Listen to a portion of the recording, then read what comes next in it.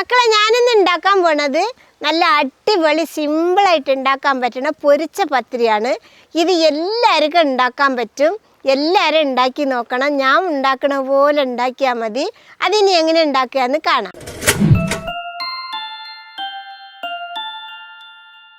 ഞാൻ അതിന് വേണ്ടി എടുത്തിട്ടുള്ളത് 2 കപ്പ് നല്ല നൈസ് അരിപ്പൊടിയാണ് എടുത്തിട്ടുള്ളത്.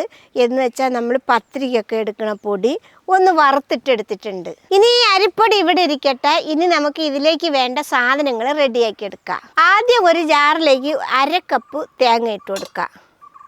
ഈ തേങ്ങയിലേക്ക് 1/2 ടീസ്പൂൺ നല്ല ജീരകം ഇട്ട് കൊടുക്കുക, എന്ന് വെച്ചാൽ ചെറിയ ജീരകം.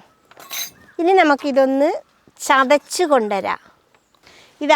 ഇതേപോലെ ചതച്ചിട്ടാണ് എടുത്തിട്ടുള്ളത്. കണ്ടില്ലേ തിരുതിരുന്ന്. ഇതിനി ഇവിടെ ഇരിക്കട്ടെ. ഇനി അതേ ജാറിൽ തന്നെ ഒരു 10-12 ചെറിയ ഉള്ളി ഇട്ട് കൊടുക്കുക. അതിൻ്റെ കൂടെ തന്നെ ഒരു 4-5 ഇല്ലി വെളുത്തുള്ളി ഇട്ട് കൊടുക്കുക.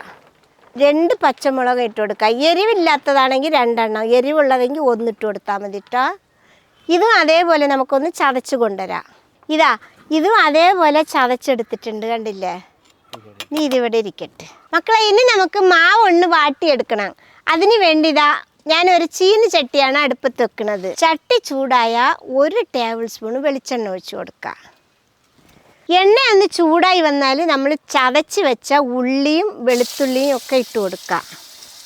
ഇനി ഇതൊന്ന് ഇളക്കി ഇതിൻ്റെ പച്ചമണമൊക്കെ ഒന്ന് മാറി വരട്ടെ. വല്ലാണ്ട് വഴണ്ട് വരേണ്ട ആവശ്യമൊന്നുമില്ല. പച്ചമണമൊക്കെ ഒന്ന് മാറി വന്നാൽ മതി കേട്ടോ. ഇത് കണ്ടില്ലേ മക്കളെ, ഇപ്പം നമ്മുടെ വെളുത്തുള്ളിയുടെയും ഉള്ളിയുടെയും മുളകിൻ്റെയും പച്ചമണമൊക്കെ മാറി വന്നിട്ടുണ്ട്. ഈ സമയത്ത് വെള്ളം ഒഴിച്ചു കൊടുക്കണം. അപ്പം ഞാനിവിടെ എടുത്തിട്ടുള്ളത് 2 കപ്പ് പൊടിയാണ്. ഈ 2 കപ്പ് പൊടിക്ക് 1 കപ്പിന് 1.5 കപ്പ് വെള്ളം വെച്ച് 3 കപ്പ് വെള്ളമാണ് ഒഴിച്ചു കൊടുക്കേണ്ടത്. ഈ പത്തിരി ഉണ്ടാക്കുമ്പോഴോ ഈ നെയ്പത്തിരി ഉണ്ടാക്കുമ്പോൾ ഇതേപോലത്തെ പൊരിച്ച പത്തിരിയൊക്കെ ഉണ്ടാക്കുമ്പോൾ എല്ലാവർക്കും വെള്ളം അളവ് തെറ്റിപ്പോവും.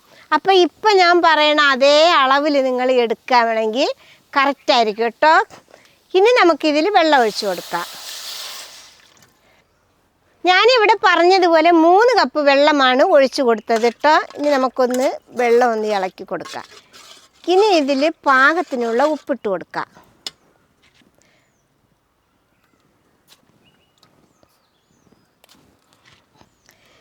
ഇപ്പം ഞാൻ ഉപ്പൊക്കെ പാകത്തിന് ഇട്ട് കൊടുത്ത് നന്നായിട്ടൊന്ന് ഇളക്കി കൊടുത്തിട്ടുണ്ട്.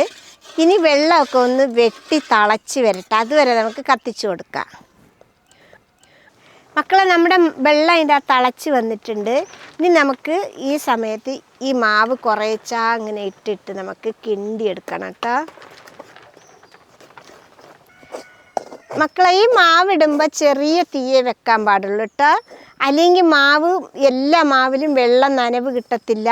അത് മാത്രമല്ല അടി പിടിക്കുകയും ചെയ്യും, നല്ല കട്ടിയാവുകയും ചെയ്യും. അതുകൊണ്ടാണ് പറഞ്ഞത് കേട്ടോ. ഇപ്പം കണ്ടില്ലേ, നമ്മുടെ മാവിലെല്ലാത്തിലും നനഞ്ഞിട്ടുണ്ട്. ഇതേപോലെ ഒന്ന് നന്നായിട്ട് വാട്ടി മാവെല്ലാ വശത്തും വെള്ളം നനഞ്ഞ് ഒന്ന് മിക്സാക്കി എടുത്തിട്ടുണ്ട് കേട്ടോ. ഇനി ഇതിനെ ഒന്ന് എടുത്തിട്ട് ഒന്ന് മൂടിയിട്ട് വെക്കാം. ഒരു 2 മിനിറ്റ് അവിടെ ഇരുന്നോട്ടെ. ഇപ്പം ഇത് വെച്ചിട്ട് 2 മിനിറ്റ് ആയിട്ടുണ്ട്. ഇപ്പം ചെറുതായിട്ട് ചൂടാറിയിട്ടുണ്ടാവാം. ഇനി നമുക്കിതിനെ കുഴയ്ക്കാൻ പറ്റുന്ന ഒരു വലിയ പാത്രത്തിലേക്ക് ഇട്ട് കൊടുക്കാം.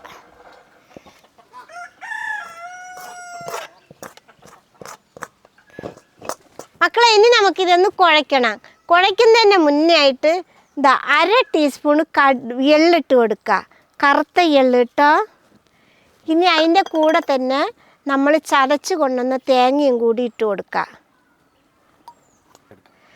ഇത് 3ഉം കൂട്ടിയിട്ട് നമുക്ക് നന്നായിട്ടൊന്ന് കുഴച്ചെടുക്കാം. ചെറിയ ചൂടുണ്ട് കേട്ടോ. ചൂടോടെ വേണം കുഴയ്ക്കാൻ. അപ്പോഴാണ് നന്നായിട്ട് കുഴഞ്ഞ് കിട്ടുള്ളൂ.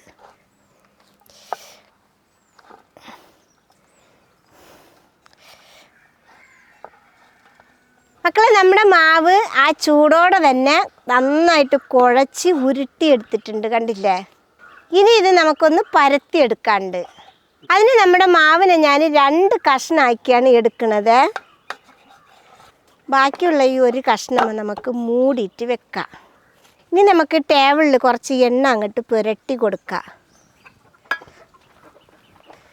നന്നായിട്ട് കുറച്ച് പരത്തിയിട്ട് പുരട്ടി കൊടുക്കാം. ഇനി നമ്മുടെ ഈ മാവ് ഇതിലേക്ക് വെച്ച് കൊടുക്കാം.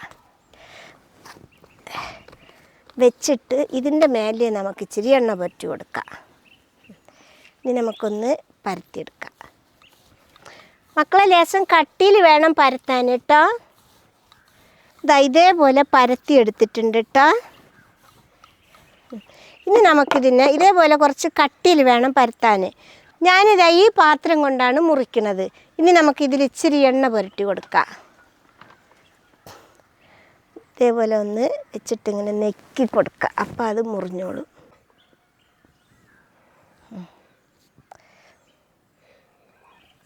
ഇത് കണ്ടില്ലേ? ഇതാ ഈ കട്ടിയാണ് നമുക്ക് വേണ്ടത് കേട്ടോ. ഇതേപോലെ നമുക്ക് എല്ലാതും മുറിച്ചെടുക്കാം. മക്കളെ നമ്മൾ പരത്തുമ്പോൾ എല്ലാ സൈഡും ഒരേപോലെ ആവാൻ ശ്രദ്ധിക്കണം കേട്ടോ. നമ്മൾ മുറിച്ചതിൻ്റെ ബാക്കിയുള്ളത് ഒന്നും കൂടി നമുക്ക് ഇതേപോലെ എടുത്ത് കുഴച്ച് മുറിച്ചെടുക്കാം. അങ്ങനെ മക്കളെ നമ്മൾ ആദ്യത്തെ ട്രിപ്പ് പരത്തി മുറിച്ചെടുത്തിട്ടുണ്ട്. ഇനി നമുക്കിതിനങ്ങ് പൊരിച്ചെടുക്കാം. ഇത് കണ്ടില്ലേ? അത് പൊരിക്കാനുള്ള എണ്ണ തിളച്ച് നിൽക്കുന്നുണ്ട്. നമുക്കിത് ഓരോന്നായിട്ട് ഇട്ട് കൊടുക്കാം.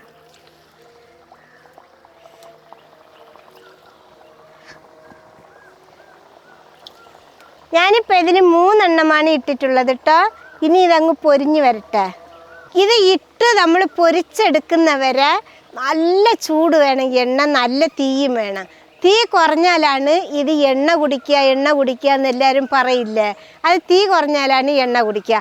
എണ്ണ കുടിക്കാതിരിക്കണമെങ്കിൽ ഇത് പൊരിച്ചെടുക്കുന്നത് വരെ നല്ല തീ വെക്കണം കേട്ടോ. ഇത് കണ്ടില്ലേ മക്കളെ? നമ്മൾ ഇട്ട പത്തിരി താഴെ നിന്നത് ഇപ്പോൾ പൊന്തി വന്നിട്ടുണ്ട്. ഇനി നമുക്കിതൊന്ന് തിരിച്ചിട്ട് കൊടുക്കാം. ഇനി ഇത് തിരിച്ച് മറിച്ചിട്ട് ഒരു ഗോൾഡൻ കളർ ആവുന്നത് വരെ നമുക്ക് പൊരിച്ചെടുക്കാം. ഇത് കണ്ടില്ലേ മക്കളെ? നമ്മുടെ പത്തിരി ഇതാ ഈ കളറായിട്ടുണ്ട്. ഈ കളറാവുമ്പോൾ എടുക്കാം നമുക്ക്. ഇനി ഇതിലും കൂടി കളറായാൽ ചൂടാറുമ്പോൾ വേറെ കളറാവും. ഇതാവുമ്പോൾ എന്തെന്ന് വെച്ചാൽ ചൂടാറുമ്പോൾ നമുക്ക് കറക്റ്റ് കളർ കിട്ടും കേട്ടോ. ഇതേപോലെ നമുക്ക് എല്ലാതും പൊരിച്ചെടുക്കാം. അങ്ങനെ നമ്മൾ അടുത്ത റിപ്പ് ഇട്ടിട്ടുണ്ട്. എല്ലാതും പൊരിഞ്ഞു വരട്ടെ. ഇത് കണ്ടില്ലേ മക്കളെ? എല്ലാതും നമ്മൾ പൊരിച്ചെടുത്തിട്ടുണ്ട്. ഇതിൻ്റെ പണി ഇത്രയേ ഉള്ളൂ കേട്ടോ. എല്ലാവരും വിചാരിക്കും എണ്ണപ്പത്തിരിയൊക്കെ ഉണ്ടാക്കാൻ ഒരുപാട് സമയമാകുമെന്ന്. മക്കളെ ഞാൻ ഇതിലൊന്നും എടുത്ത് പൊടിച്ച് കാണിച്ചു തരാം. ഇത് കണ്ട ഉള്ളിലൊക്കെ നന്നായിട്ട് വെന്ത് പൊരിഞ്ഞു വന്നിരിക്കണണ്ട. മക്കളെ ഇത് കഴിക്കുമ്പോൾ ബീഫ് കറി ചിക്കൻ കറിയിലെ കൂടെ ഒക്കെ കഴിക്കാൻ ഭയങ്കര ടേസ്റ്റ് ആട്ടോ. നല്ല അടിപൊളിയായിരിക്കും. അതിൻ്റെ കൂടെ തന്നെ 4 മണിക്കൊക്കെ ചായ കുടിക്കുമല്ലോ. ആ 4 മണി പലഹാരമായിട്ട് ചായയുടെ കൂടെ കൂട്ടി കഴിക്കാനും നല്ല ടേസ്റ്റാണ് കേട്ടോ. അപ്പോൾ ഇത് എല്ലാവരും ഒരു പ്രാവശ്യമെങ്കിലും ഉണ്ടാക്കി നോക്കണം. ഇഷ്ടപ്പെട്ടാൽ സബ്സ്ക്രൈബ് ചെയ്യുക, ലൈക്ക് ചെയ്യുക, കമൻറ്റ് ചെയ്യുക, ഷെയർ ചെയ്യുക. മക്കളെ ഫോളോ ചെയ്യാനും കൂടി മറക്കരുതേ.